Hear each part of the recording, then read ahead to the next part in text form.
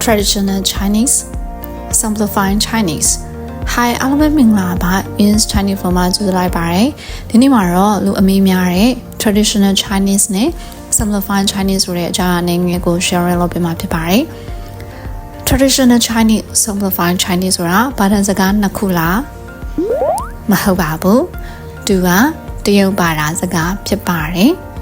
ဒါဆိုဘာတွေကွဲပြားခြားနာလဲဆိုတော့ traditional Chinese ဟာဆိုလို့ရှိရင်ဖြင့်တက်တန်းကြာရှည်လာတယ်တရုတ်ဘာသာစကားတစ်ခုဖြစ်ပါတယ်သူဟာဆိုလို့ရှိရင် Taiwan Hong Kong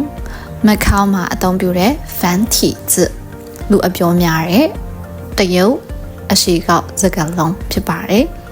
ဒါဆို simplifying Chinese က China mainland မှာအဓိကအသုံးပြုပါတယ်စင်ကာပူတို့မလေးရှားတို့မှာလည်းအသုံးပြုတဲ့简体字အပြောများတဲ့အတူကောက်စကားလုံးဖြစ်ပါတယ်သူဟာဆိုလို့ရှိရင်1920 1930မှာစတင်ထွက်ပေါ်လာပြီးတော့မှ1950မှာတည်ဝင်ထုတ်ပြန်ခဲ့ပါတယ်ယခုလက်ရှိထိအသုံးပြုနေဆဲဖြစ်ပါတယ်ဒါဆိုလို့ရှိရင်တို့နှစ်ခုကဒေတာပဲကွဲပြားလားဆိုတော့မဟုတ်ပါဘူးရေးပုံရေးနည်းမှာလည်းကွဲပြားသွားပါတယ်ဥပမာဒီရဲ့စကားလုံးလေးဆိုလို့ရှိရင်ဘယ်ဘက်ဟာကtraditional Chinese ဖြစ်ပြီးညာဘက်ဟာဆိုလို့ရှိရင် simplifying Chinese ဖြစ်ပါတယ်ရွှေကိုအိုင်ဒီမှာဆိုလို့ရှိရင်မြင်တွေ့ရမှာက simplifying Chinese မှာဆိုလို့ရှိရင်သူရဲ့စုပ်ချက်တွေကတော်တော်ညွန့်နေသွားတာကိုမြင်တွေ့ရမှာဖြစ်ပါတယ်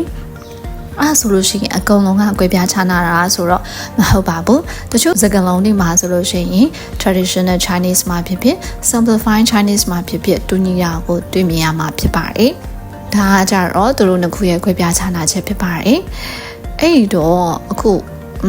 simplifying Chinese မှာဆိုလို့ရှိရင် stroke တွေတော်တော်နည်းလာတာကိုမြင်တွေ့ရပါတယ်ဘာလဲဆိုလို့ရှိရင်နောက်ပိုင်းတရုတ်စာလေးလာရဲ့တူတွေအတွက်ဆိုလို့ရှိရင်ပုံမလွယ်ကူပြီးတော့မှmodern Chinese ဆိုပြီးတော့မှလည်းပြောထားရှိပါတယ်အဲ့တော့ traditional Chinese မှာဆိုလို့ရှိရင်လည်းသူဟာစကားလုံးတိုင်းရဲ့တိဆောက်ပုံဖွဲ့စည်းပုံဟာဆိုလို့ရှိရင်အရန်ကိုအတိတ်ပဲရှိလာပါတယ်အခုမြင်တွေ့နေရတဲ့ I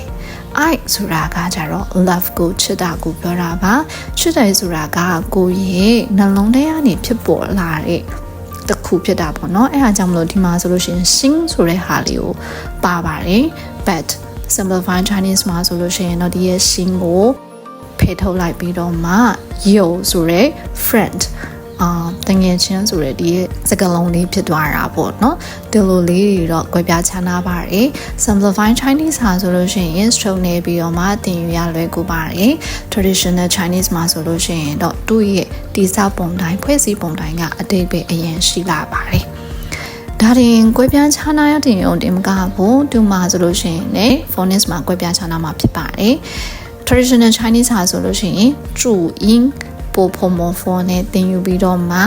simplifying Chinese မှာကြတော့汉语拼音ဆိုတဲ့ English alphabet နဲ့ BPMF ပို့ဖို့မဖို့ဆိုတဲ့ဟာနဲ့သင်ယူလေ့လာရမှာဖြစ်ပါတယ်ဒါဆိုလို့ရှိရင်ကိုကပါတီယူတင်တယ် simplifying Chinese လား traditional Chinese လားဒါကတော့ကိုအပေါ်မူတည်မှာဖြစ်ပါတယ်ကိုကဘယ်နိုင်ငံကိုတွားမှာလဲဘယ်နိုင်ငံမှာတင်ယူမှာလဲအလုံးလုံးမှာလဲဆိုတာပေါ်မူတည်ပြီးတော့မှရွေးချယ်လို့ရမှာဖြစ်ပါတယ်ကိုက Taiwan တို့ Hong Kong တို့တွားမယ်ဆိုလို့ရှိရင်တော့ traditional Chinese ကတင်တော်ပြီးတော့မှကိုက China mainland မှာတွားမယ်ဆိုလို့ရှိရင်တော့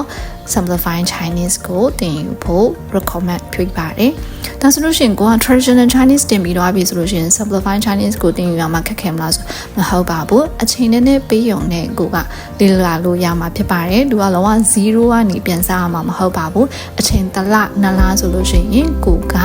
ဒါတွေနဲ့ဆက်ဆက်မှုရှိပြီးတော့မှကိုကကျင့်တာရတော့မှာဖြစ်ပါတယ်ဒါကြောင့်ဘယ်တစ်ခုကိုရွေးအဆင်ပြေပါတယ်ကိုနဲ့တင့်တော်မဲ့ကိုရွေးချယ်မဲ့နိုင်ငံပေါ်မူတည်ပြီးတော့မှ traditional လား simplifying Chinese ဆိုတာလားကိုရွေးချယ်လို့ရမှာဖြစ်ပါတယ် Okay အဲ့ဆိုလို့ရှိရင်အားလုံးအတွက်အကျိုးရှိလိမ့်မယ်လို့ပြောနေမိပါတယ်နောက်ဗီဒီယိုဒီမှာဆက်တွေ့ကြအောင် bye bye